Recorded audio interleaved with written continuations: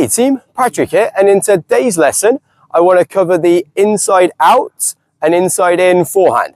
We're going to talk about the differences between the two shots and when we play inside out versus inside in. So let's get into it. Tennis is a game of so many different shots, even within the same category, like a forehand, and the inside out forehand is where I move around my backhand to play my forehand back cross court. And the inside in is where again I play my forehand from the backhand side of the court, but this time I go down the line. And in terms of when I play inside out or inside in, it's going to come down to a couple of components of one, our court position, and two, how aggressive and attacking we can be with the shot. So generally, I want you to play inside in if you're closer to the center of the court. If I can play around this first ball here, where I have the natural leverage, I can create these angles and get the ball moving off the court, away from my opponent, and I'm in position to cover the next ball as I need to recover to here on the court. If I was playing my forehand from this second ball out here, well, now I'm going to go inside out as I can create the angle with top spin up to their backhand, and I'm still in position to cover the next cross-court ball. If I was to go inside in from out here, well, unless I hit a really effective shot or a winner, I'm in real trouble with my court position, as in singles you never want to end up on the same side of the court as your opponent from the baseline. Actually, you want to be on the opposite side of the court to bisect the middle of where they can hit.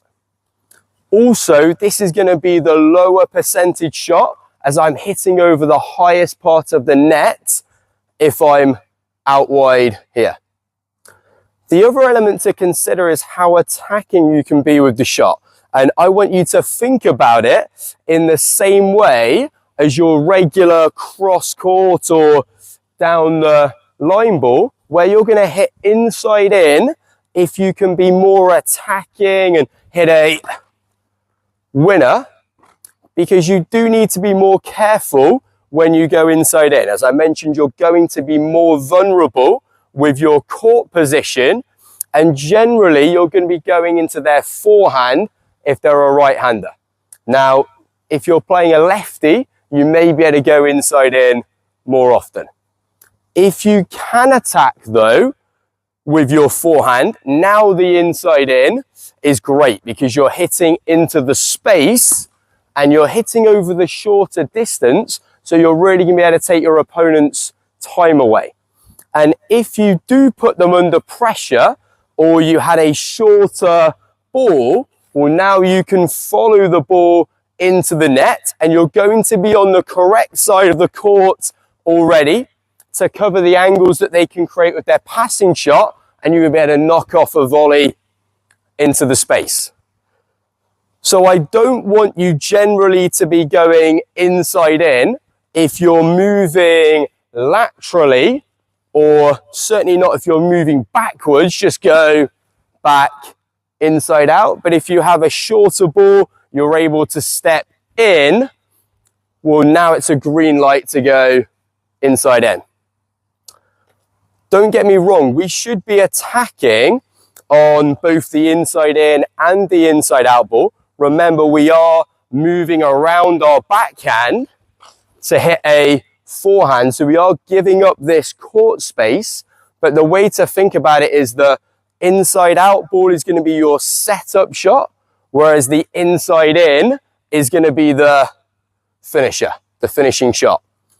The inside out ball is a great ball to use as a setup shot, as it really puts you in a good position here, where if I hit inside out, well, now I can just camp out on this side of the court. it's going to be very difficult for them to hit a backhand winner down the line. Generally, it's going to come back more through the middle of the court to slightly cross court here. So I've put myself in a great situation. We call it, it's like getting into the red zone if you're an NFL fan. Now you're hitting your strength.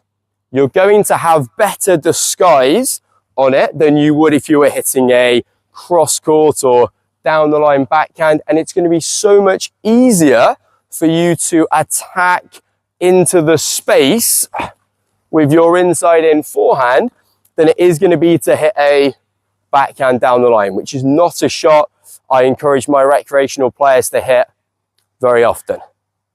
Now, obviously, tennis is a dynamic sport, and there are going to be an infinite amount of variables. This isn't going to be fully comprehensive. There's always going to be exceptions, but you want to follow these rules of thumb if you want to have the most success. Right, guys, hope this has helped. If it has, please leave the video a like, share it around, and subscribe, as I'd really like to grow the channel this year. And I'll see you on court in the next one. Thanks, Steve.